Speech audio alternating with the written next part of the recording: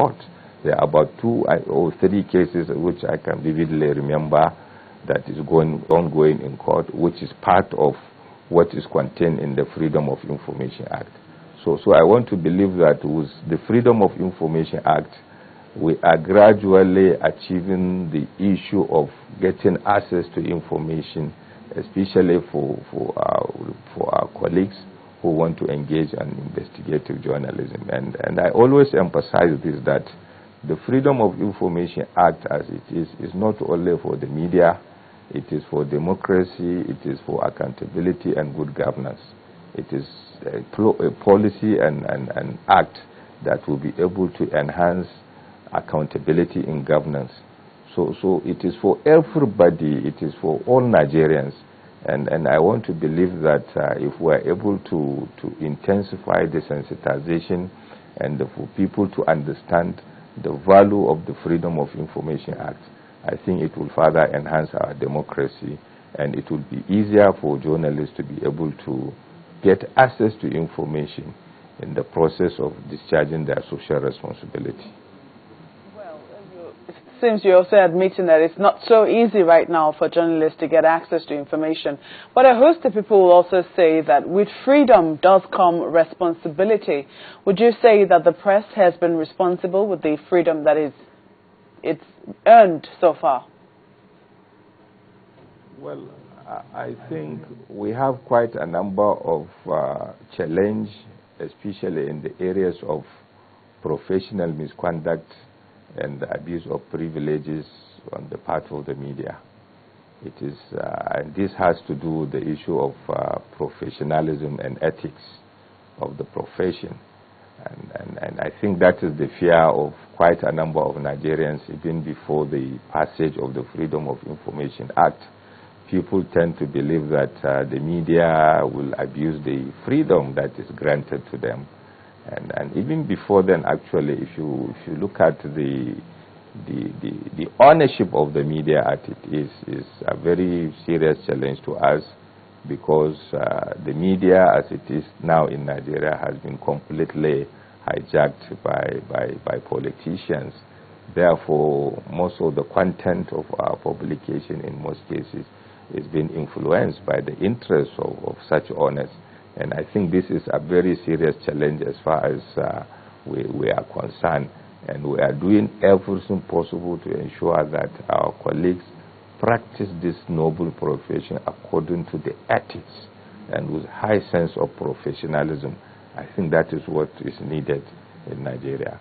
And we as a union, we are engaging quite a number of stakeholders. As I speak to you today, we are going to have a meeting of stakeholders involving the Nigerian Guild of Editors, the Newspaper Proprietors Association of Nigeria, the Nigerian Press Council, and of course the UNDP.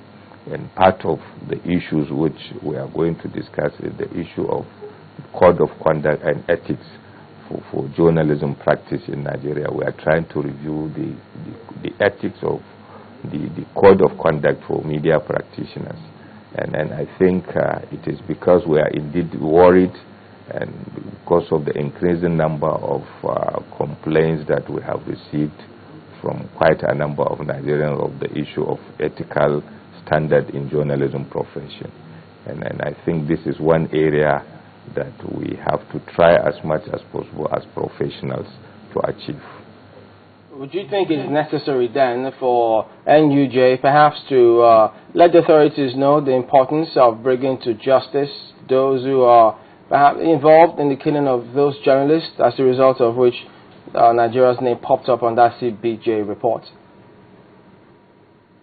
Well, I think we, on our part, we are really doing our best, because there are some cases which NUJ is directly involved, especially the issue of litigation. In fact, there are areas where we have even gone to court to seek redress.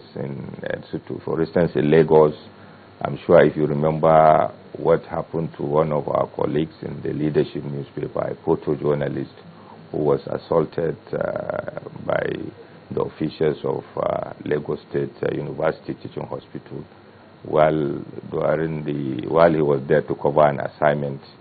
And I think that case is still in court. It's been handled by Lagos State Council of the NUJ. So in a situation where we have conflict like this, and if eventually we did not agree on some of the issues that were raised, especially the areas of conflict and assault on journalists, these are critical issues as a union that we don't compromise. And if we have reported cases of such issues, we have our own legal team that we briefed, and eventually the best way of seeking redress, as far as I'm concerned, is to go to court. And I think NUJ, as I speak to you today, I think we have about 3 such cases ongoing in some of our courts, 1 in Abuja and 2 in Lagos. All right, Ngabo Mohammed, President of Nigeria Union of Journalists, thank you for speaking with us today on Sunrise Daily. Yeah, thank you also. We're back in just a moment here. Please join us again. If you like to browse, call, or text, you need EasyFlex. I'll show you. Most people work with a budget. This amount for calls, this amount for SMS, and this amount for data. Not very flexible, is it?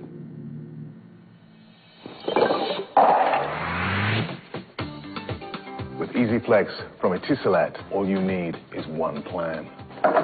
You simply pay once, and you get reduced tariffs on calls, data, and SMS.